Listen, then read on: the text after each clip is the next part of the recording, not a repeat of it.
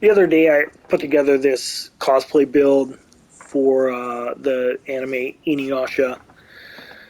This is kind of what I came up with what the game gives you to work with. First of all, I went with the Omen Killer. I think it's pretty much a given. It's almost a direct match to the way the sword looks in the show.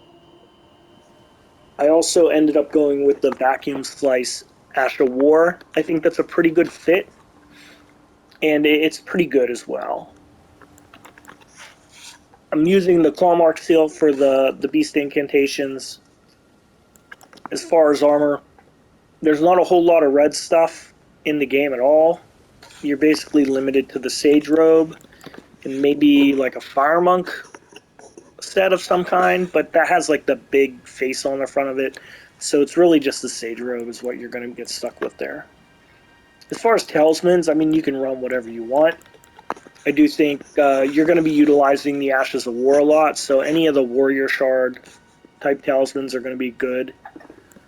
And then I'm just running the Sword Seal for extra everything. I'm running the Defense Talisman because without it, my defense is practically, pretty much negative all around, except for my elemental stuff. And then in this slot, you could run the Filigree Crest, which would be good for the Asher Wars. I typically run the Ritual Sword Talisman just for additional damage, so I'm going to get a nice little boost there. As far as the physic, probably switch this up too, but I'm just running the Strength and the Stamina one. It doesn't really matter, do whatever you want. I do think for the Asher War, you could also get away with the Stormblade. I think that's a good fit. It's super easy to get compared to Vacuum Slice. Vacuum Slice is located in Deep Root Depths, whereas the Stormblade, it's just right in Stormvale Castle there, I think, super easy. So as far as the incantations, I have some buff stuff, which isn't necessarily, but I'm running the Beast Claw. I think that's a pretty good fit for the cosplay build.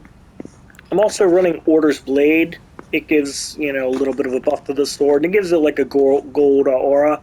And that kind of fits with the show a bit. Sometimes the sword kind of looks like that a bit, but I do it mainly just for additional damage.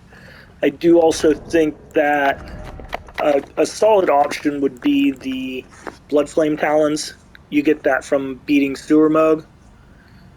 But the Arcane Wreck is 15, and I'm not really close to that at this level, because this is just a low-level co-op build. So I'm only level 35 with a +6. So that's the basic build. I think I could do the face and the hair a little different. I didn't really put a lot of effort into it. But it's actually turned out to be a really fun build. It's really nice to play with, especially early game. It's pretty versatile. So let's go. Let's see what we're up to here. But yeah, real quick. So you would get the vacuum slices in Deep Root Depths. There's a building somewhere over here, and it's inside.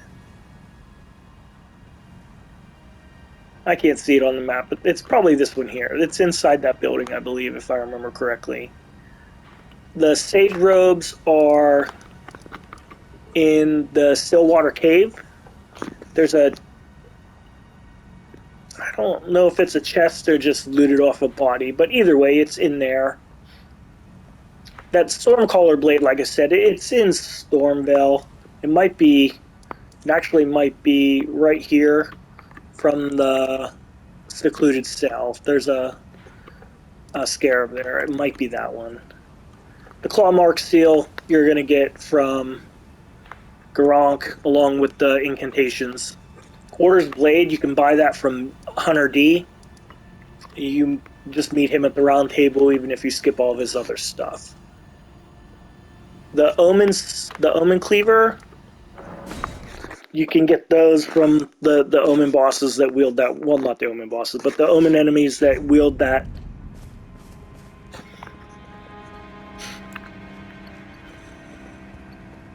So these guys here, they'll drop it. And it's a pretty frequent drop.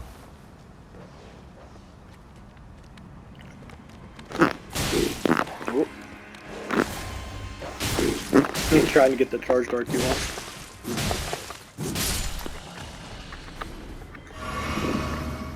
Alright, let's run some buffs here and see what this thing has to offer.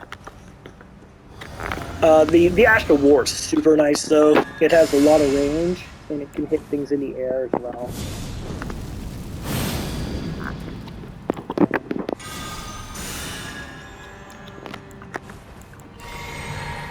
And then I typically just run it one-handed. The damage is pretty good.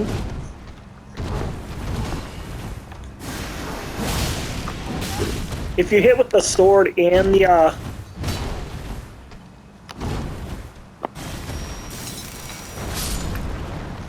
if you hit with the sword and this, like the projectile, it does a little more damage, I think.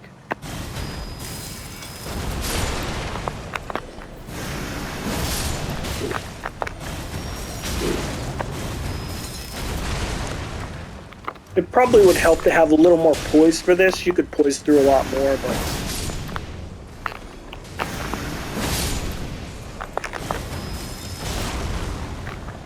but everything does reasonable damage.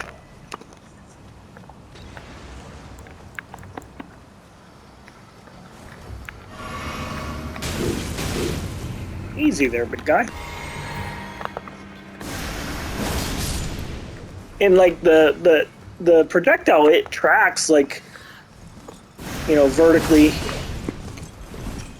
pretty well.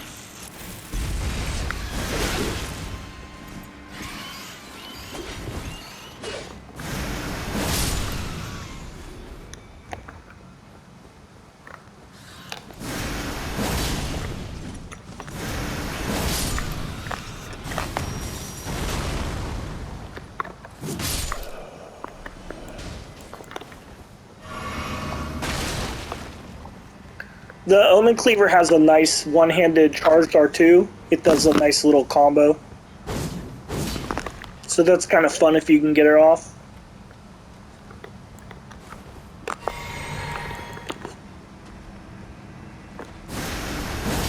The range on this is pretty good.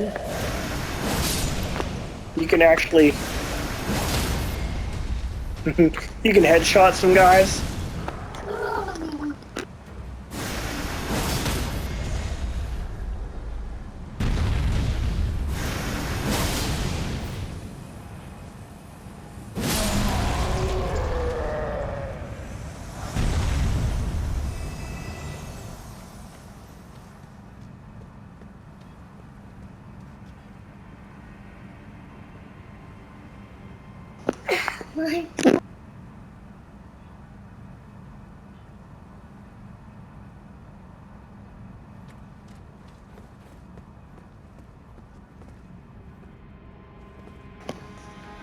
That's about all there really is to it. So, I don't know, it's a lot of fun. It's actually somewhat decent, not just kind of like a garbage throwaway build either. I can see if I can maybe get a summon here real quick. Who knows where we'll end up.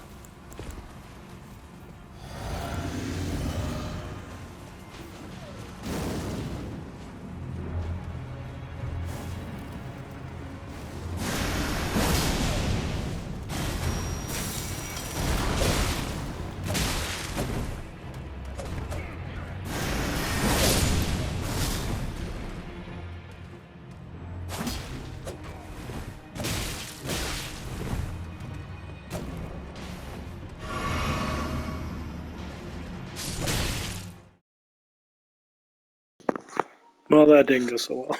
I forgot that guy follows you up the stairs there. Anyway, better luck next time. Hey! Have fun.